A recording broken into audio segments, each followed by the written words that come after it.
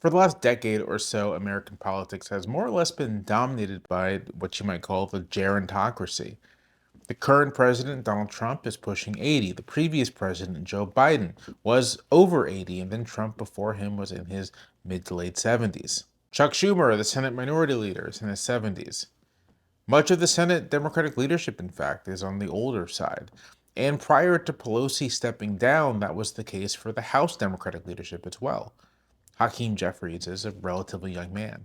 The top Republican lawmakers were largely in their late 60s and 70s. And looking ahead to a House Democratic majority, there are going to be members serving in quite powerful positions who are quite aged. California Representative Maxine Waters is 88 years old and poised to lead the House Financial Services Committee. 88 years old. Now, the claim I'm going to make here is not that older people have no role in American politics. I don't think that's the case at all. But it is very unusual to see this many basically post-retirement age people in so many positions of authority and power. Looking back at past eras of American politics, you had prominent people who were relatively young in their 40s and 50s, not necessarily their 60s and 70s. The idea of trying to recruit a 78-year-old to run for a Senate seat, which is what Chuck Schumer did with Janet Mills in Maine, would have been inconceivable 30, 40, 50 years ago. American politics was just younger overall. So much so that people who don't read as particularly old, like say Dwight Eisenhower in 1952, were considered to be kind of unusually older for the period.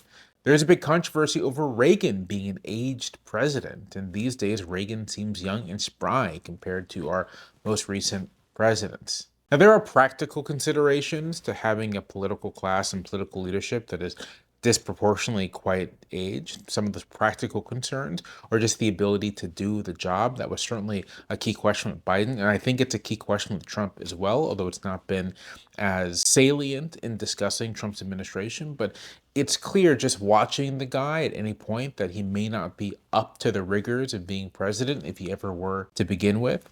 Offenses or deadly accidents. Our work, however, has not just been about arrests. But I think there's this other problem as well, this somewhat less concrete but still very important problem. And that is when you have a leadership class who became acculturated to American politics, who became acculturated to a political life decades before the point at which they're currently serving, who enter the heights of power many, many decades into their careers. And they have a set of ideas about the way that politics works, about the way the country works, and so on and so forth. When you have that, what you can get, I think, is a calcified political system, a political system that is not flexible enough to deal with the challenges as they are. I think that this is one of the major problems facing the Democratic Party, that so much of its political leadership comes from an earlier age of American politics, the 80s and the 90s in particular, and is responsive to a set of ideas and concerns and the like that are just not operative in the present.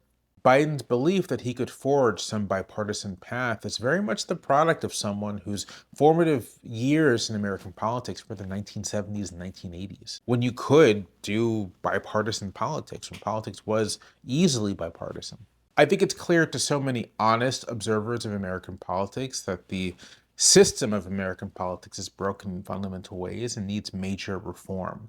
But one of the obstacles to that is that I think so many American politicians have this vision of the American system as basically fine, a view they developed during those decades when it did work basically fine, when the public did largely revere the Supreme Court, when elections weren't these existential struggles. To quote my absolute favorite line from The Wire, which I'm rewatching right now and may do a video about, they want it to be one way, but it is the other way. You want it to be one way.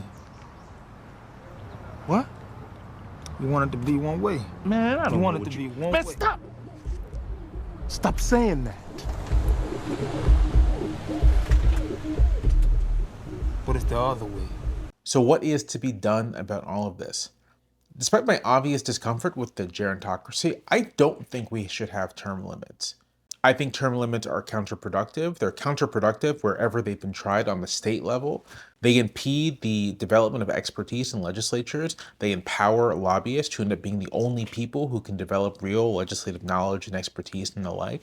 They produce a culture of office surfing, people moving from place to place, searching for the next office. They don't really encourage people to stay and grow with a district.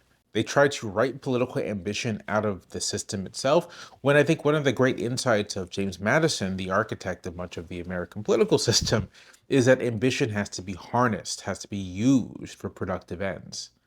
And so I'm not so certain about term limits. I think people should be allowed to elect whomever they want, however long they want. And that is going to mean that we have these older members of Congress, maybe the occasional older president. But I do think that the political parties should be much more aggressive about instituting something like age limits. I think the political parties, the people who vote in presidential primaries and congressional primaries, should shy away from elevating to these highly demanding offices people in their 70s and their 80s. I think that the members themselves should take it upon themselves to retire, to leave, to understand that they are not indispensable, and to trust that voters and their allies and their supporters can get on without them. But I do think that this isn't something you can necessarily engineer through changing the rules. I think it's going to have to involve new norms of behavior. And one of those norms of behavior will have to be, hey, I'm 75, I'm 80, I'm going to retire. I'm going to leave office and open it up for someone new and someone younger. The average age in the Senate shouldn't be creeping up into the 70s, right? A 55-year-old shouldn't be considered a young member of Congress. The other thing I'd say, just thinking in very practical terms right now, is that I think the American public is hungering for younger leadership, for leadership that is much more vigorous. I'm always struck watching videos of Obama or of presidents before him, of Bill Clinton, of even younger men when they took office, but watching them interact with the public in really vigorous ways, right? They're out there, they're glad handling their greeting and doing all that, which is something that is, I think, really appealing politically to a lot of Americans and something we haven't seen much of in recent American politics. And I do think that the next president is probably going to be quite a bit younger than the past two presidents, and that there's going to be a real electoral bonus, you might say, to the ticket that can project youthfulness and vigor and a kind of excitement that I think people are looking for. So if you are a Democrat or a Republican thinking strategically, you might want to find younger people to be on the ticket. But just in general, youth isn't everything, that's true. But it's not nothing either. And while age is something to be valued, it shouldn't be the only value.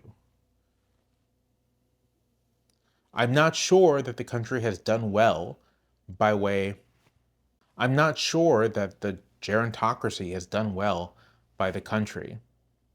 And I'd like to try something newer and younger.